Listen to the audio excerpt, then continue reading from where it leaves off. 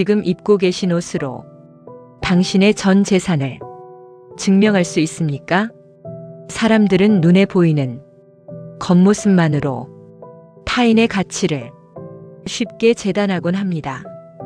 통계에 따르면 처음 만난 사람을 판단하는 데 걸리는 시간은 단 3초에 불과하다고 합니다.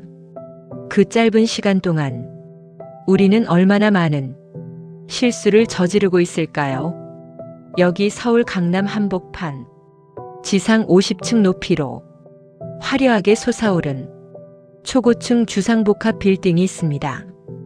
유리 외벽이 햇빛을 받아 보석처럼 빛나는 그 웅장한 건물 입구 구석에는 매일 같은 자리를 지키는 한 노인이 있습니다. 희끗희끗한 백발을 거칠게 뒤로 넘기고 여기저기 흙먼지가 묻은 낡은 갈색 외투를 걸친 채 묵묵히 앉아있는 노인, 68세의 최평천 씨입니다. 그의 손에는 항상 대나무로 엮은 빛바랜 빗자루가 들려 있습니다. 지나가는 사람들은 그를 치워야 할 오물처럼 바라봅니다. 차가운 시선들이 노인의 어깨 위로 정신없이 쏟아집니다. 하지만 그 누구도 상상하지 못했습니다. 그들이 딛고 선 이 거대한 빌딩 전체가 사실은 이 노인의 소유라는 사실을 말입니다. 매일 아침 명품 가방을 들고 바쁘게 출근하는 사람들의 물결 속에서 평천은 조용히 고개를 숙인 채 대리석 바닥을 쓸어냅니다. 그의 체구는 세월의 무게만큼 조금 굽어있지만 눈빛만큼은 매우 깊고 단단합니다. 그때 1층 대형 카페의 화려한 유리문이 날카로운 소리를 내며 열렸습니다. 깔끔하게 넘긴 포마드 헤어에 수입 명품 시계를 찬 42세의 카페 점주 강민우 씨가 구두 굽소리를 내며 걸어 나옵니다. 그의 시선이 평천의 낡은 운동화에 머물자마자 미간이 심하게 일그러집니다. 이봐요 노인네, 내 말 안 들려요? 여기서 알짱거리지 말고 저기 지하 주차장 구석이나 가서 청소하라고요. 손님들 불쾌해서 커피 사 마시겠습니까? 민우의 목소리에는 지독한 선민의식이 배어 있었습니다. 평천은 빗질을 멈추고 천천히 민우를 바라보았습니다. 그의 표정에는 아무런 동요도 없었습니다. 그저 담담하게 민우의 거만한 얼굴을 눈에 담을 뿐이었습니다. 민우의 폭언에도 평천은 허허 웃으며 낡은 종이 상자를 평상 위에 깔고 조용히 앉았습니다. 그 자리는 평천이 세상의 인간 군상을 가장 잘 관찰할 수 있는 그만의 왕좌였습니다. 품속에서 모서리가 다 다른 가죽 공책과 모나미 볼펜을 꺼내듭니다. 그 공책에는 이 빌딩을 오가는 수많은 이들의 말과 행동이 낱낱이 기록되어 있었습니다. 지나치던 중년의 신사가 침을 뱉고 간 순간도, 젊은 여성이 안쓰러운 눈빛으로 캔 커피를 건넨 순간도 모두 그 공책에 기록되었습니다. 이 모습을 지켜보던 민우는 혀를 찼습니다. 가만 보니 정신이 나간 영감탱이네. 그 더러운 공책에 낙서하면 밥이라도 나옵니까? 당장 그 평상 치워요. 민우는 발로 평상의 모서리를 툭툭 찼습니다. 나무 평상이 거칠게 흔들렸지만 평천은 여전히 볼펜을 쥔 손을 놓지 않았습니다. 평천은 공책을 천천히 덮으며 민우를 향해 나지막한 목소리로 말을 건넸습니다. 그 목소리에는 오랜 세월을 견딘 현자의 무게가 실려 있었습니다. 젊은이, 가을날 찬 바람이 매섭게 불어올 때는 고개를 숙여야 가지가 부러지지 않는 법일세. 너무 빳빳하게 서 있으면 작은 바람에도 밑동째 뽑히는 게 세상의 이치라네. 민우는 코웃음을 치며 평천의 앞으로 바짝 다가섰습니다. 그의 값비싼 구두가 평천이 쓸어놓은 낙엽들을 잔인하게 짓밟았습니다. 나고자 주제에 인생 훈수 두지 마세요. 그쪽처럼 고개 숙이고 살아서 그 나이 먹고 길바닥 청소나 하고 있는 거 아닙니까? 나는 이 건물에서 가장 돈을 잘 버는 사람입니다. 민우는 오만하게 자신의 가슴을 탕탕 치며 웃어 보였습니다. 평천은 그 모습을 보며 깊은 한숨을 내쉬었습니다. 그 한숨 속에는 분노가 아닌 인간에 대한 지독한 연민이 담겨 있었습니다. 민우는 뒤를 돌아 거만한 걸음걸이로 자신의 매장으로 들어가 버렸습니다. 그 뒷모습을 보며 평천은 다시 가죽 공책을 폈습니다. 그리고 강민우라는 이름 석자 옆에 굵은 줄을 그었습니다. 바로 그때 빌딩 로비 안쪽에서 단정하게 머리를 묶고 고급 실크 블라우스를 입은 38세의 여성이 걸어 나왔습니다. 이 빌딩의 자산관리법인을 총괄하는 최지연 대표이자 평천의 외동딸이었습니다. 지연은 평천에게 다가와 깍듯하게 허리를 숙이며 서류 가방을 열어 보였습니다. 아버님, 이번 달로 계약이 만료되는 1층 매장들의 갱신 서류입니다. 최종 결제는 언제 진행할까요? 평천은 서류 더미 맨 위에 올려진 민우의 카페 계약서를 물끄러미 바라보았습니다. 그의 입가에 알 수 없는 미소가 번졌습니다. 자신의 목을 죄어오는 폭풍이 시작된 줄도 모르고 매장 안에서 손님들에게 큰 소리치며 웃고 있는 민우. 과연 이 오만한 남자는 자신이 지은 성벽 위에서 어떻게 추락하게 될까요? 다음 장에서 그 기막힌 인과응보의 서막이 시작됩니다. 세상이 화려해질수록 소외된 이들의 그늘은 더욱 짙어만 갑니다. 차가운 빌딩 외벽에 부딪히는 이른 아침의 햇살, 지나가는 이들의 바쁜 걸음소리가 아스팔트를 가득 채웁니다. 최평천 씨는 오늘도 희끗희끗한 백발을 뒤로 거칠게 넘긴 채 낡은 갈색 외투의 깃을 여밉니다. 먼지가 자욱하게 묻은 평상 주변을 대나무 빗자루로 쓸어내기 시작합니다. 구부정한 그의 등 뒤로 차가운 시선들이 쉴 새 없이 꽂힙니다. 세상은 늘 보이는 것만으로 그 사람의 무게를 결정해버리곤 합니다. 하지만 이 노인은 누구보다 담담한 표정으로 빗질을 이어갑니다. 고요하던 입구에 갑자기 어울리지 않는 날카로운 구두 굽소리가 크게 울려 퍼집니다. 1층 대형 카페의 점주 강민우 씨입니다. 깔끔하게 넘긴 포마드 헤어, 소매깃 아래로 번쩍이는 수입 명품 시계가 그의 지위를 과시하는 듯합니다. 민우는 평천의 빗자루가 만들어낸 작은 먼지조차 참을 수 없다는 듯 미간을 거칠게 찌푸립니다. 그의 걸음걸이마다 거만한 오만이 뚝뚝 묻어납니다.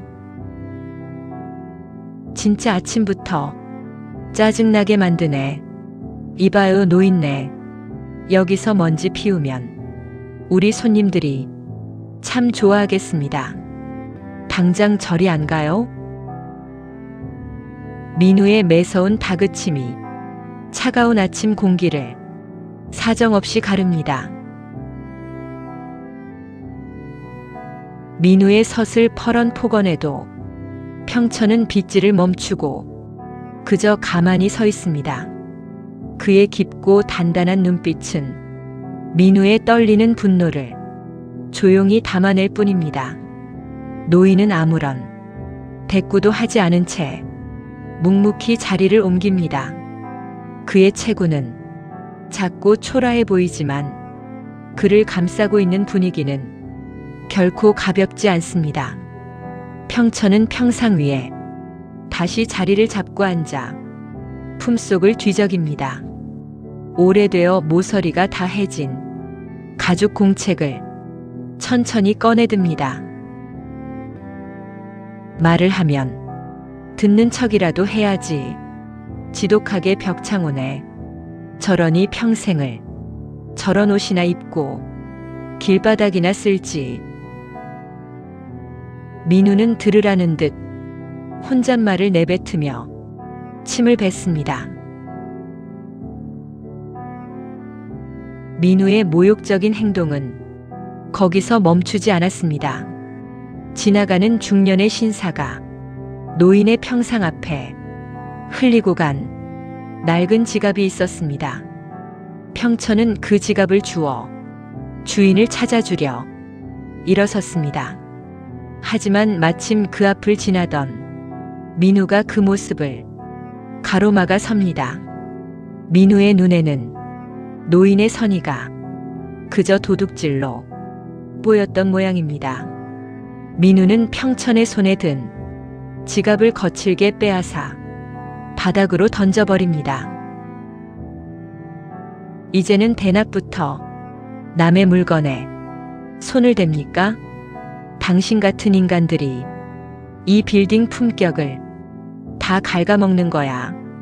당장 경찰 부르기 전에 그 더러운 손 치워요. 바닥에 떨어진 지갑 위로 민우의 거친 구두굽이 그대로 올라앉습니다. 평천은 바닥에 떨어진 지갑을 물끄러미 바라보았습니다. 그의 표정은 여전히 담담했지만 눈 깊은 곳에서 작은 불꽃이 아주 미세하게 일렁였습니다. 평천은 허리를 숙여 흙이 묻은 지갑을 조용히 주워 털어냅니다. 그리고 가죽 공책을 펴 모나미 볼펜으로 무언가를 적어 내려가기 시작합니다. 민우의 이름 옆에 아주 깊고 진한 줄이 그어지는 순간이었습니다. 민우는 그 모습을 보며 한심하다는 듯 어깨를 으쓱하고는 매장 안으로 들어가 버립니다. 자신의 매장, 재계약 서류의 향방이 그 작은 공책 한 권에 달려있다는 사실을 민우는 꿈에도 모르고 있었습니다. 오만함에 눈이 먼 이 젊은 사장은 과연 자신의 행동이 어떤 파도로 돌아올지 알고 있을까요? 이제 그의 운명을 바꿀 거대한 만남이 조용히 다가오고 있습니다. 벼랑 끝에 선 인간은 가장 추악한 본성을 여과 없이 드러내곤 합니다. 이 화려한 빌딩 1층에서 가장 큰 카페를 운영하는 강민우 씨의 얼굴에 어두운 그림자가 드리웠습니다. 대기업 프랜차이즈의 공세에 매출은 반토막이 났고 이번 달 말로 예정된 건물주와의 재계약이 그의 마지막 보루였습니다. 초조함의 밤을 지새운 민우의 눈줄기가 붉게 충혈되어 있습니다. 말끔하게 넘겼던 포마드 헤어는 어느새 몇 가닥 흘러내려 그의 불안한 심리를 대변해주는 듯합니다. 민우는 매장 유리창 너머로 화단 옆 평상을 매섭게 노려봅니다. 그곳에는 오늘도 어김없이 희끗희끗한 백발을 하고 낡은 갈색 외투를 입은 최평천 씨가 앉아 있었습니다. 저 노인네 때문에 운이 안 따르는 거야.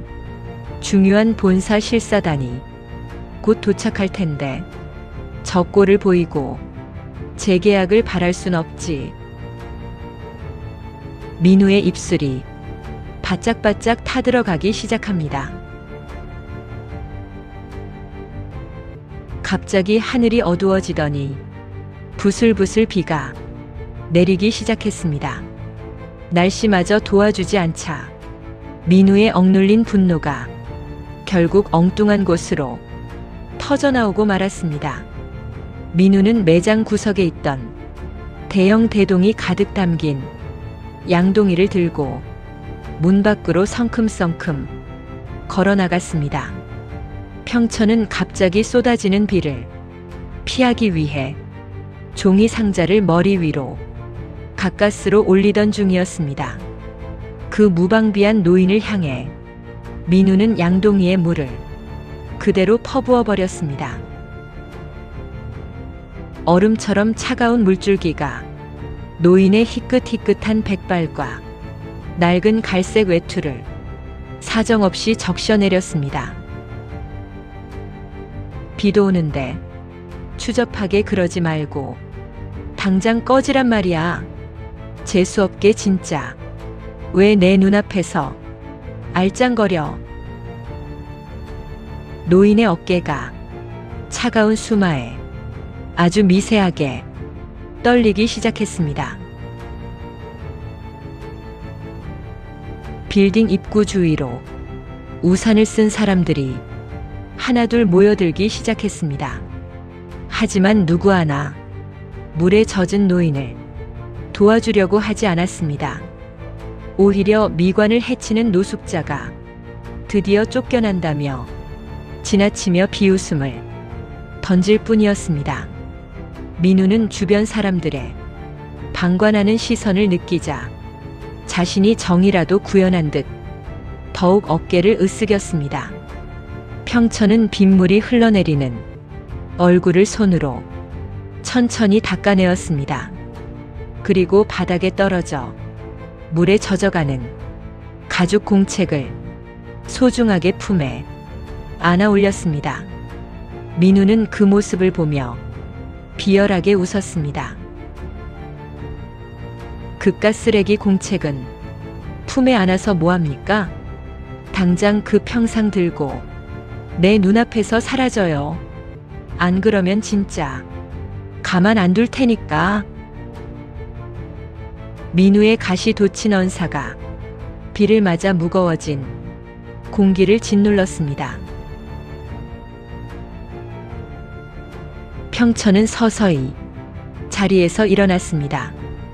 그의 굽은 등은 어느새 일직선으로 꼿꼿하게 펴져 있었습니다. 비를 맞아 젖은 외투를 입었음에도 불구하고 그의 풍겨나오는 기운은 범접할 수 없을 만큼 거대해 보였습니다. 평천은 물끄러미 민우의 오만한 눈을 바라보았습니다. 노인의 깊은 눈동자에는 더 이상 연민이 남아있지 않았습니다. 그저 무거운 심판의 기운만이 감돌 뿐이었습니다. 자네는 오늘 단순히 물을 뿌린 게 아니라 인간으로서 가져야 할 마지막 양심의 선을 넘어버렸네. 자네가 쌓아올린 그 높은 오만의 성벽이 얼마나 모래성 같은지 곧 깨닫게 될 걸세. 민우는 노인의 서늘한 기세에 자신도 모르게 마른 침을 삼키며 한 걸음 뒤로 물러섰습니다. 민우는 자신의 두려움을 숨기려는 듯 더욱 크게 화를 내며 매장 안으로 들어가 버렸습니다. 지독하게 차가운 빗줄기 속에서 평천은 가죽 공책을 천천히 열었습니다. 물에 젖어 번져가는 내용들 사이로 강민우라는 세 글자가 유독 선명하게 드러나 있었습니다. 노인은 볼펜을 들어 그 이름 위에 거대한 X 표식을 낙인처럼 새겨 넣었습니다. 바로 그때 고급 세단 한 대가 빌딩 입구 앞에 조용히 멈춰 섰습니다. 차 문이 열리고 정장을 입은 수행원이 평천을 향해 우산을 받쳐들며 지극히 정중하게 허리를 숙였습니다. 이 모든 광경을 매장 안에서 유리를 닦으며 지켜보던 민우의 손이 그대로 멈춰 섰습니다. 과연 이 빗속에서 시작된 기묘한 동행은 내일 아침 민우에게 어떤 파멸을 가져다 주게 될까요? 드디어 내일 오전 이 빌딩의 최고층에서 상상도 못할 진실의 문이 열립니다. 거짓으로 쌓아 올린 평판은 진실의 문턱 앞에서 가장 먼저 탄로나기 마련입니다. 다음 날 오전 태양빛이 빌딩 유리창에 눈부시게 부서져 내립니다. 카페 점주 강민우 씨는 매우 초조한 얼굴로 최고층 전용 엘리베이터에 몸을 실었습니다. 오늘이 바로 매장 재계약 서류를 최종 승인받는 날이었지요. 민우는 깔끔하게 넘긴 포마드 헤어를 손으로 다시 정돈합니다. 번쩍이는 명품 시계를 차고 고급 서류 가방을 쥔 손에는 축축하게 식은 땀이 배어나오고 있었습니다. 그가 내린 곳은 지상 50층의 펜트하우스 회장실 앞이었습니다. 거대한 대리석 벽면과 웅장한 마호가니 문이 그를 압도합니다. 민우는 마른 침을 삼키며 비서의 안내를 받아 문 안으로 발을 들였습니다. 회장실 내부의 거대한 통유리창 너머로 서울 강남 시내가 한눈에 내려다 보였습니다. 그 거대한 창을 등지고 커다란 가죽 의자 하나가 중앙에 놓여 있었습니다. 민우는 고개를 숙이며 최대한 정중한 목소리로 인사를 건넸습니다. 처음 뵙겠습니다, 회장님. 1층 대형 카페를 운영하는 강민우라고 합니다. 바쁘신 와중에 시간을 내어주셔서 진심으로 감사드립니다. 그의 말이 끝나자 회장 의자가 천천히 회전하기 시작했습니다. 의자가 완전히 돌아가고 그곳에 앉은 사람이 얼굴이 드러난 순간 회장실 내부의 공기가 얼음처럼 얼어붙었습니다. 의자 위에는 고급 실크 정장을 입고 매우 깊고 단단한 눈빛을 한 노인이 앉아 있었습니다. 민우의 서류 가방이 바닥으로 힘없이 떨어졌습니다. 민우는 자신의 눈을 믿을 수가 없었습니다.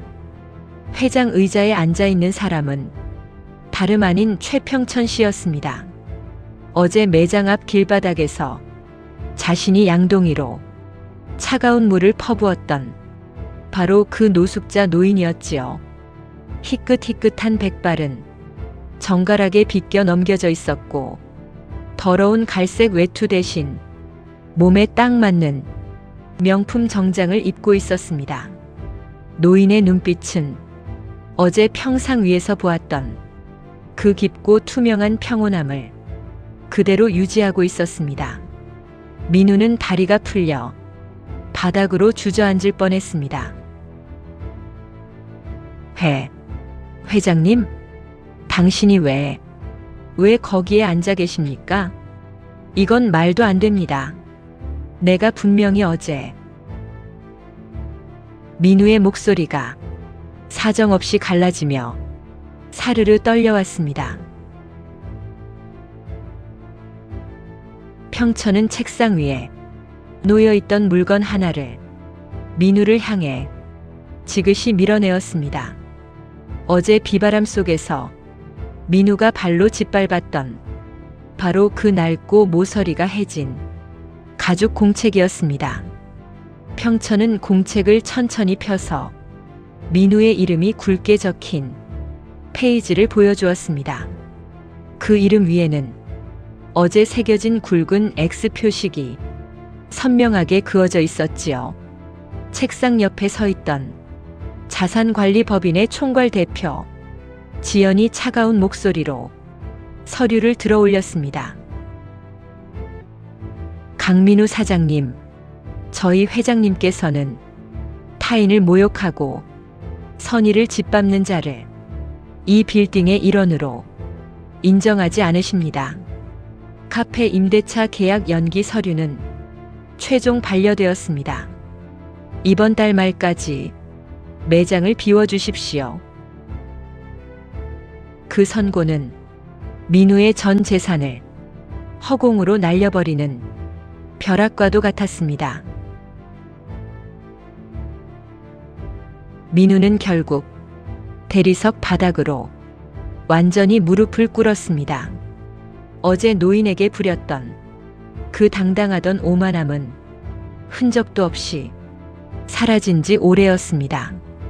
눈물과 콧물이 범벅된 채 회장 책상 앞으로 기어가기 시작했습니다. 회장님, 제가 죽을 죄를 지었습니다. 제발 한 번만 살려주십시오. 저에게는 노모와 어린 자식들이 있습니다. 이 매장에서 쫓겨나면 저희 가족은 끝장입니다. 민우는 평천히 구두 앞을 붙잡으려 처절하게 손을 뻗었습니다. 평천은 그 손을 물끄러미 바라보더니 천천히 고개를 가로저었습니다. 과연 이 처절한 외침 뒤에 오만한 남자의 삶은 어디로 흘러가게 될까요? 바닥에서 깨달은 인생의 진짜 가치는 어떤 모습으로 우리에게 찾아올까요? 다음 장에서 이 기막힌 인연의 마지막 결말이 따뜻한 울림으로 이어집니다. 뿌린 대로 거두는 법입니다. 오만의 성벽이 무너진 펜트하우스 회장실 바닥에서 민우는 여전히 흐느끼고 있습니다. 고급 실크 정장을 입은 최평천 회장은 그 초라한 눈물을 물끄러미 내려다볼 뿐입니다. 그 눈빛에는 지독한 원망도 복수의 통쾌함도 서려 있지 않았습니다. 그저 인간의 나약함에 대한 쓸쓸한 연민만이 깊게 고여 있었지요. 민우는 갱신 거부 서류를 바라보며 가슴을 쳤습니다. 회장님, 제가 정말 죽을 죄를 지었습니다. 바닥에 흐른 물이 제 눈물이 될 줄은 꿈에도 몰랐습니다. 제발 매장만은 지키게 해주십시오. 회장실의 묵직한 공기가 민우의 처절한 어깨를 사정없이 짓누릅니다. 평천은 가죽 공책을 조용히 품에 넣었습니다. 일주일의 시간이 흘렀습니다. 화려했던 카페의 간판이 쓸쓸하게 내려졌습니다. 그 자리는 이제 힘든 이웃들이 쉬어가는 무료 쉼터로 채워지기 시작했습니다. 그리고 평천은 다시 수천억 원의 회장 직함을 내려놓았습니다. 정갈하게 빗었던 백발을 다시 거칠게 뒤로 넘기고 여기저기 때가 탄 낡은 갈색 외투로 갈아입었습니다. 그의 손에는 다시 대나무 빗자루가 들려 있었지요. 평천은 빌딩 앞 평상 위에 종이 상자를 깔고 담담하게 자리를 잡았습니다. 지나가는 사람들은 여전히 그를 노숙자로 보며 혀를 차고 지나갑니다. 하지만 노인의 입가에는 그 어느 때보다 인자한 미소가 번지고 있었습니다. 바람이 화단 구석에 작은 들꽃을 흔들며 지나갑니다. 자산관리법인의 총괄 대표이자 평천의 외동딸인 지연이 따뜻한 대추차가 담긴 보온병을 들고 아버지 곁으로 다가왔습니다. 지연은 아버지가 입은 낡은 외투의 먼지를 손으로 조심스럽게 털어내었습니다. 아버지, 이제 평상 청소는 직원들에게 맡기시고 따뜻한 펜트하우스에서 쉬셔도 되잖아요. 왜 매일 이 차가운 길바닥에 내려와 앉아 계세요? 평천은 딸이 건넨 따뜻한 컵을 두 손으로 감싸 쥐었습니다. 그리고 빌딩의 높은 꼭대기를 물끄러미 바라보며 나지막이 은조렸습니다. 지연아, 사람은 조금만 높아지면 자기가 신이라도 된 줄 착각하며 살기 쉽단다. 내 눈이 오만에 멀지 않으려고, 가장 낮은 곳의 아픔을 잊지 않으려고 매일 여기에 내려와 바닥을 만지는 것이야. 딸의 눈가에 따뜻한 눈물방울이 맺히기 시작했습니다. 우리는 지금 인생이라는 거대한 빌딩의 몇 층쯤을 걷고 계십니까? 눈앞의 작은 성공과 얄팍한 자존심 때문에 가장 가까운 이웃이 상처받은 가슴을 외면하며 살지는 않았는지 돌아보게 됩니다. 진짜 부유한 인생은 높은 빌딩을 소유하는 것이 아니라 가장 낮은 곳에 있는 이들의 눈물을 닦아줄 줄 아는 겸손한 마음을 가지는 것입니다. 어쩌면 오늘 당신이 길거리에서 무심코 스쳐 지나쳤던 그 초라한 이웃이 당신의 영혼을 일깨우기 위해 하늘이 보낸 비밀스러운 현자일지도 모릅니다. 지나간 세월의 지혜가 우리의 가슴을 잔잔하게 두드립니다.